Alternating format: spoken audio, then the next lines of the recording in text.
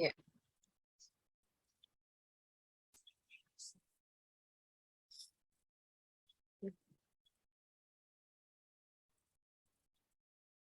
Ya. Dalam CSL kali ini kalian akan melakukan 2 skill, yaitu swab orofaringeal sama swab nasofaringeal. Jadi kalau yang nasofaringeal itu seperti saat kemarin kita tes PCR atau tes antigen untuk virus corona. Untuk tes orofaring ini juga kita lakukan untuk yang kemarin-kemarin juga sama ya untuk kasus virus corona. Jadi saya harap karena kita sudah mengalaminya, akan lebih mudah bagi kalian untuk melakukan skill ini. Nah, tujuan dilakukan skill ini, jadi selesai kalian di CSL ini, kalian diharapkan mampu melakukan pengambilan usap tenggorok dengan teknik yang baik dan benar. Karena prinsip kerjanya adalah steril, jadi kalian harus bisa mengambil dan segera menyimpan sampel tersebut dengan cara yang benar. Dan pengambilannya pun itu harus yang betul, tidak boleh asal, oh yang penting dicolek, oh yang penting daerah sini. Kayak gitu, karena kenapa? Kalau sampai kalian salah dalam melakukan pengambilan naso maupun nasofaring maupun rinofaring, ya, maka itu akan memberikan hasil yang tidak sesuai, ya. Ya, di sini nanti kalian harus mampu melakukan persiapan alat dan bahan yang benar. Karena memang untuk pengambilan dan swab ini memerlukan alat-alat yang spesifik. Kemudian dalam komunikasi, kalian harus mampu melakukan sambung rasa dengan pasien dan atau keluarganya. Kemudian melakukan inform konsen kepada penderita dan atau keluarganya. Karena prinsipnya adalah steril, maka kalian juga harus bisa melakukan cuci tangan biasa dan cuci tangan asepsis yang benar. Kemudian harus memakai sarung tangan handscoon yang steril, dan selesai mengerjakannya pun harus melepas dengan cara yang betul. Kemudian kalian nanti harus bisa melakukan pengambilan pada usap tenggorok, kemudian disimpan, dan akhirnya dikirim. Ya, sedikit saya menjelaskan tentang anatomi. Sebentar.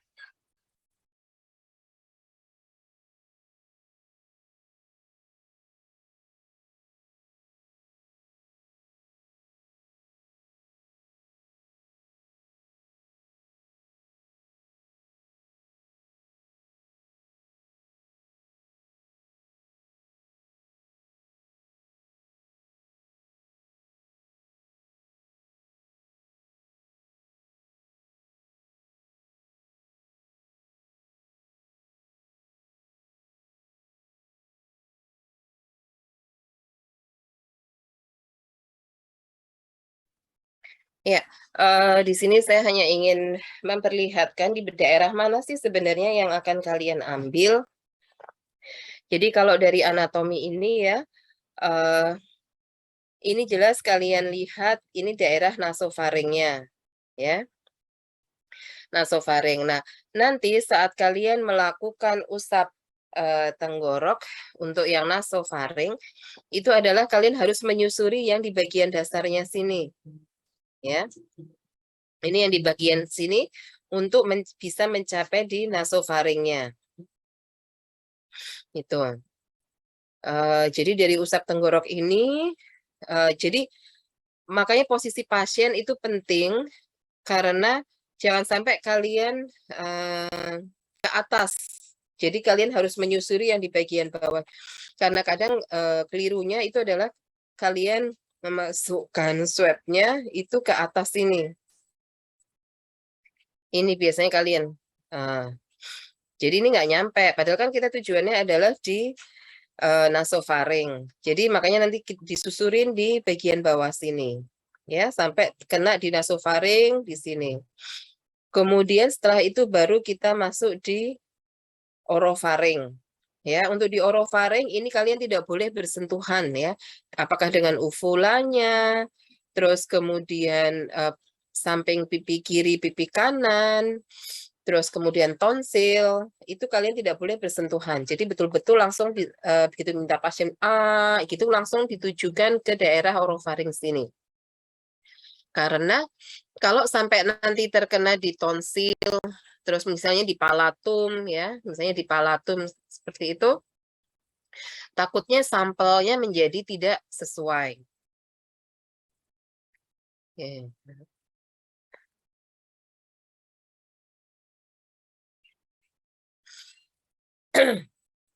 Nah, untuk oropharyngeal swab ini menggunakan throat swab ya untuk mengambil spesimen, yaitu di daerah posterior faring dan tonsillar area. Jadi dia juga harus dihindari dari lidah ya. Kalian tidak boleh sampai kena lidah. Makanya minta pasiennya untuk membuka mulutnya yang lebar, langsung kalian masukkan swabnya untuk bisa mencapai di orofaring. Kemudian setelah itu dimasukkan ya, setelah kita ambil sampelnya, kita masukkan ke dalam medium ya. Terus apabila kan batangnya itu terlalu panjang sehingga kalian kalian bisa memotongnya. Nah, ini ya jadi saya mencontohkan aja, ini tidak boleh terkena di tonsil, uvula, terus lidah, palatum, jadi langsung terkena di orofaringnya ini. Kalau di tonsil ini kadang karena tonsil itu merupakan sistem imun pertama kita, ya di situ banyak sekali sistem imun pertama kita, sehingga takutnya dia bisa menyebabkan positif palsu atau negatif palsu. Ya, ini ya di sini contohnya dia kita masukkan ke VTM, kemudian dengan cepat ya karena ini ada apakah ini virulen atau tidak itu tergantung dari sampel kalian, keluhan si pasien apa?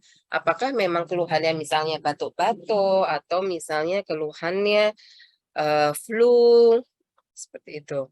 Itu tergantung apakah dia bakteri, apakah dia virus. Yang jelas tetap kalian melakukannya dengan steril dan lindungi diri kalian supaya tidak terkena dari virus atau bakteri tersebut. Tetapi yang pasti kalian harus melakukannya secara steril dan kalau dia sudah masuk ke VTM ini cenderung lebih baik ya.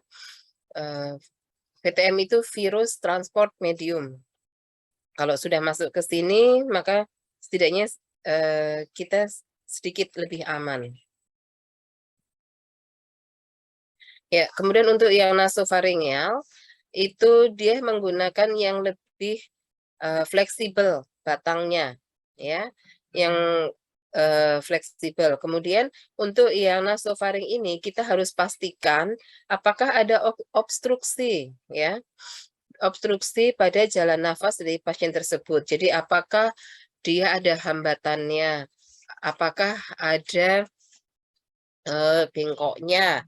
Bentuk anatominya apakah sesuai atau tidak? Kemudian ada perdarahan atau tidak? Seperti itu. Yang jelas apakah ada polip atau tidak? Yang jelas kalian harus memastikan tidak ada hambatan, tidak ada obstruksi. Karena kalau ada obstruksi maka tidak bisa kita lakukan. Nah, si pasien ini nanti akan kita minta untuk tengadah kira-kira 70 derajat. Tujuannya apa? Itu tadi supaya kalian bisa lurus masukin ke nasofaringnya. Ya. Jadi tujuannya supaya dia agak tengadah, kira-kira 70 derajat. Mungkin 70 derajat dari standarnya ya. Jadi kalau dari posisi tegak ya mungkin 30 derajat. Tengadah 30 derajat. Ya, ini juga sama. Jadi Nanti begitu masuk ke nasofaring, tahan, diputar dulu paling tidak selama 10 hitungan supaya dia menyerap. Ya, sampelnya bisa menyerap. Setelah itu baru kalian masukkan ke VTM. Ya, ini seperti ini ya. Jadi kalau ini agak tengadah sedikit, kalau dari sini mungkin sekitar 90 derajat, 30 derajat. Tujuannya hanya untuk ini, supaya kalian bisa lurus. Ini jadi begitu masuk, maka kalian bisa lurus. Oke, ya.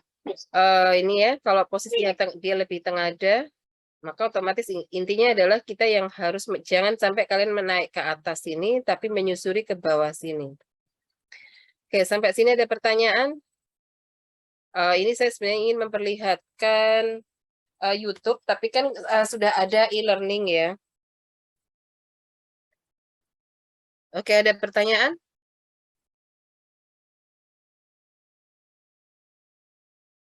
Kalau tidak, saya lanjutkan dengan checklist-nya.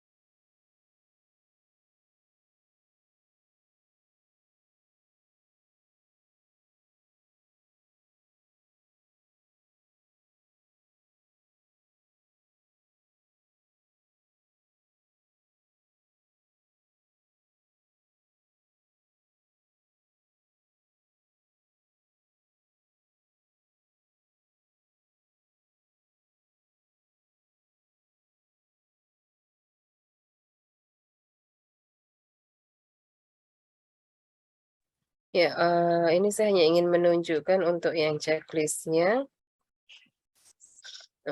Untuk alat dan bahan ya.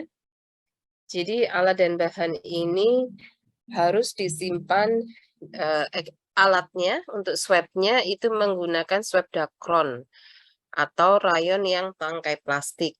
Ini karena tadi tuh, dia untuk memudahkan elastisnya ya. Jadi swab-nya menggunakan swab Dacron, kemudian ada cryotube, kemudian media Hanks, yaitu tadi VTM-nya. VTM itu virus transport medium. Jadi kalau dia virus transport medium, jadi sebenarnya medium ini tergantung dari kita mau melihatnya apa. Seperti itu. Kalau kita mau melihat virus, maka mediumnya itu sebenarnya akan membunuh si bakteri-bakteri yang ada. Tuh. Kalau misalnya pengen melihat bakteri, ya mediumnya bukan VTM. Karena jadi kalau mau melihat virus, maka dengan medium VTM ini, bakteri-bakteri yang mungkin menempel di situ itu bisa tereliminasi, gitu. Ya, untuk alat dan bahannya itu dia menggunakan jas laboratorium, terus kacamata Google atau face shield, kemudian masker bedah dari yang atas apa sih? Ya, ini ya. Jadi kira-kira untuk kasus apa saja sih sebenarnya kalian melakukan tes ini? Jadi misalnya orang-orang flu, ya kita pengen lihat flu-nya.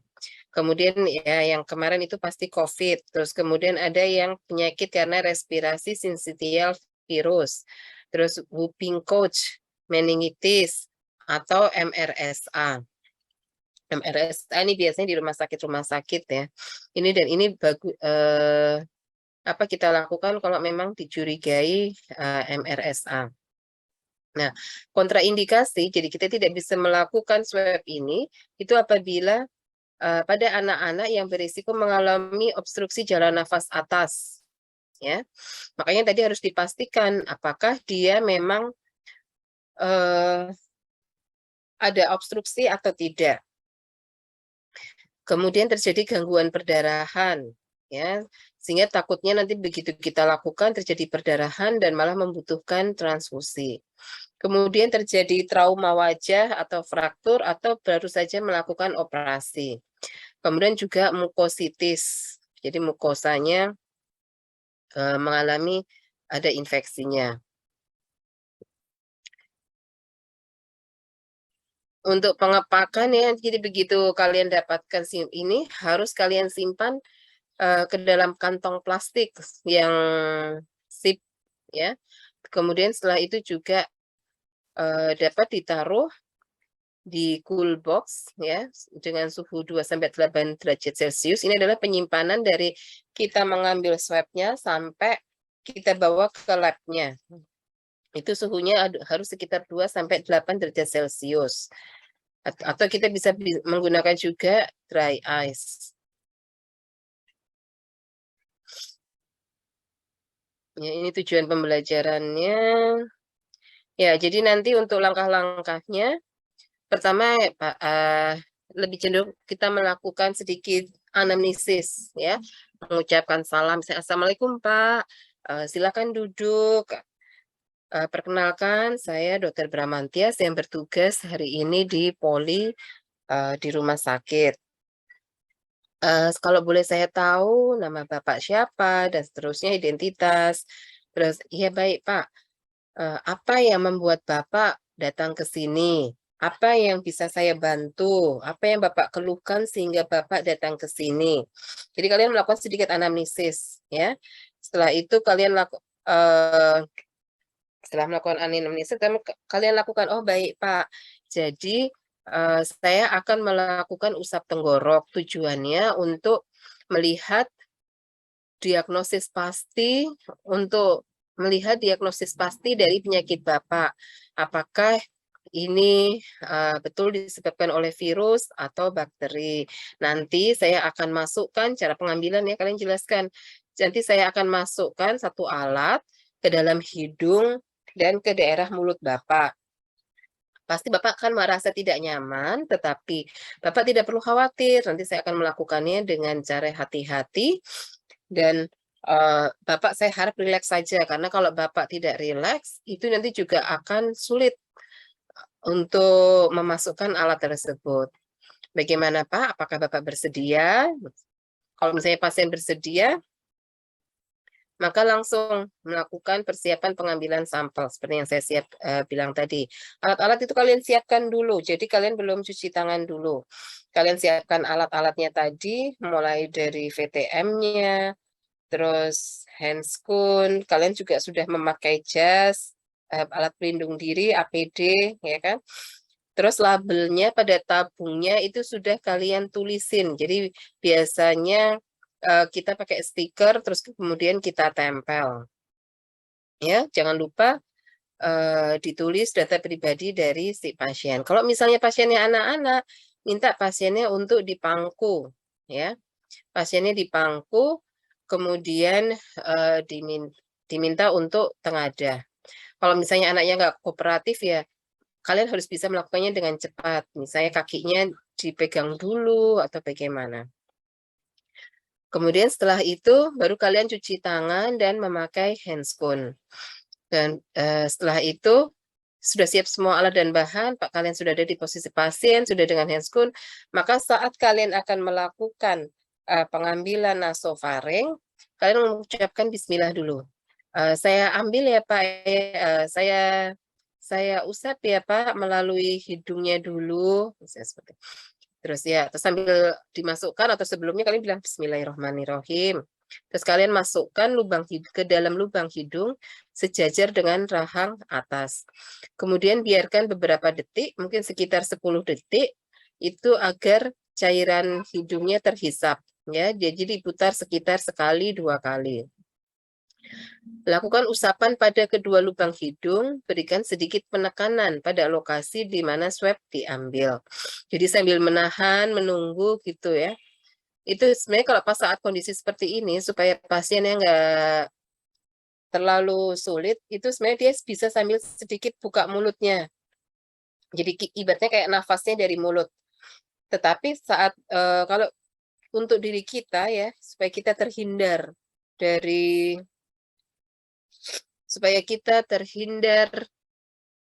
dari penyakitnya juga, maskernya sebaiknya saat dia buka mulut tetap maskernya di mulutnya dia. Ya, jangan sampai dilepas.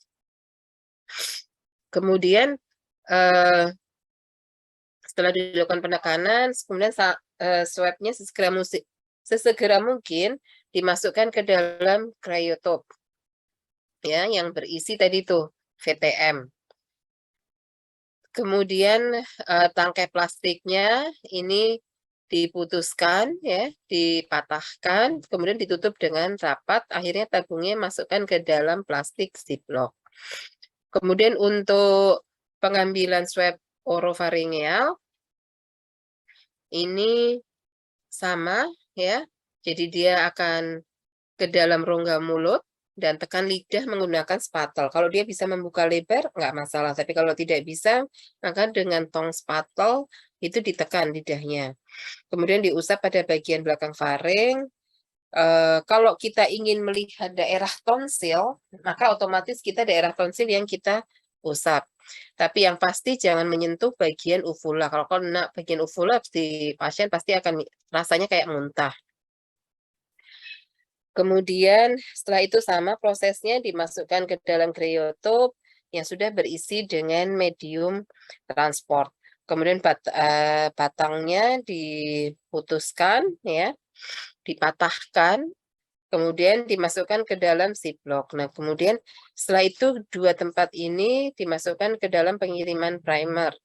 Bisa ke pipa paralon atau semacam kayak Tupperware. Dan setelah itu alhamdulillah.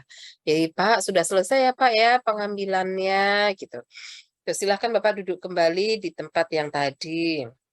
Atau tempat tadi saya melakukan anamnesis. Nah, saat pasien yang melakukan anamnesis itu kalian melepas handscoon dengan cara yang betul.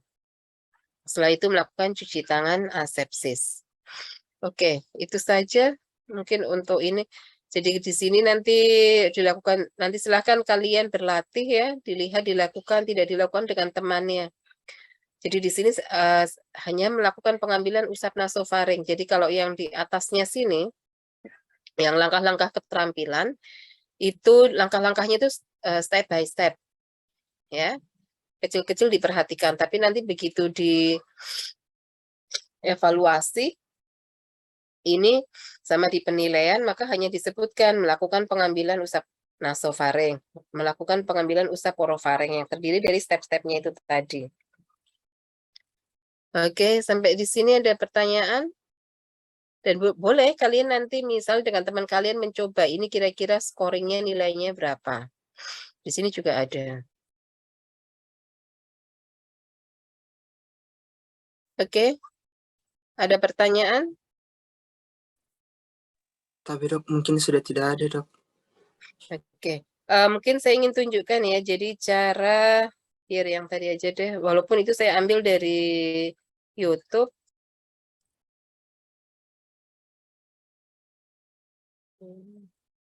Saya hanya ingin menunjukkan kalau inilah cara yang betul, karena kadang kan kita semacam kayak yang penting diusap aja, padahal sebenarnya caranya itu tidak betul.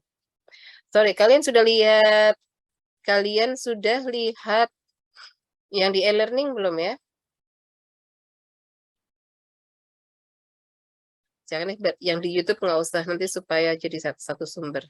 Sebenarnya hanya saya ingin menunjukkan saat kalian melakukan yang di nasofaring ya, saat kalian melakukan yang di nasofaring, itu biasanya si pasien itu sampai air matanya sedikit keluar, rasanya kayak menangis.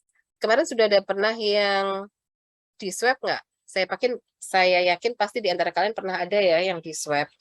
Nah, swab itu betul di daerah nasofaring apabila sampai si mata pasien itu kayak nangis. Jadi kayak keluar air matanya. Itu artinya cara kalian sudah betul, cara pengambilan kalian sudah betul. Gitu.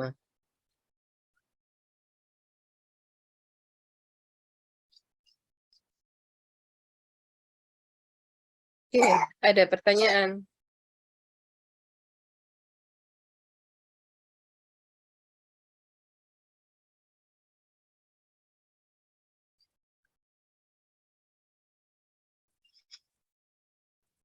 Oke, kalau tidak ada pertanyaan, saya cukupkan sekian ya. Jadi saya hanya ingin nanti saat kalian sudah masuk ke CSL, dengan penjelasan dari saya ini, kalian sudah langsung bisa melakukan. Ya. Jadi tidak ada lagi yang kalian itu tidak tahu, kalian tidak mengerti, atau kalian yang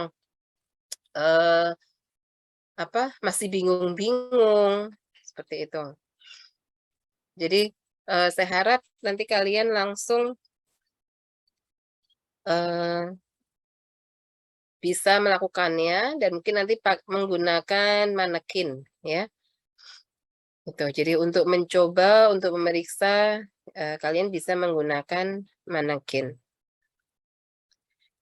Oke, kalau tidak ada yang ditanyakan lagi, saya cukupkan sekian. Assalamualaikum warahmatullahi wabarakatuh. Waalaikumsalam warahmatullahi wabarakatuh. Tapi dok, Ya. sebelumnya dok boleh minta